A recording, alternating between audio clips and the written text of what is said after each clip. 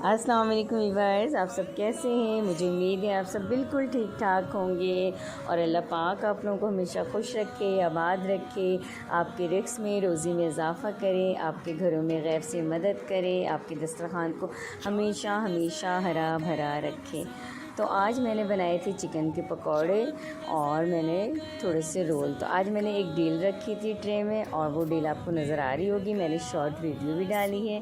तो उसके अंदर चिकन के कुछ पकौड़े हैं और चिकन चाइनीज़ राइस है और उसके अंदर चिकन टिक्का बनाया था मैंने थोड़े से। अच्छा, मेरे पास जो भी गोश्त था मैंने उसी से चिकन टिक्का बनाया था, ठीक है। और ये वेजिटेबल और इसके अंदर जो चिकन शामिल किया था ये वो रोल हैं।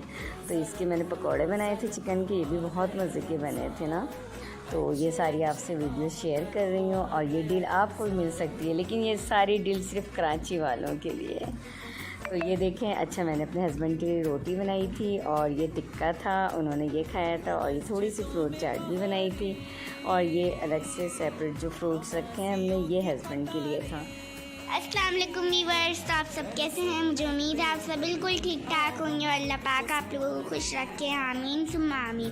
तो ये है वो डील और ये डील आप लोगों को भी मिल सकती है आप चाहें तो। और लाइक करें, सब्सक्राइब करें, कमेंट्स करना ना भूलें।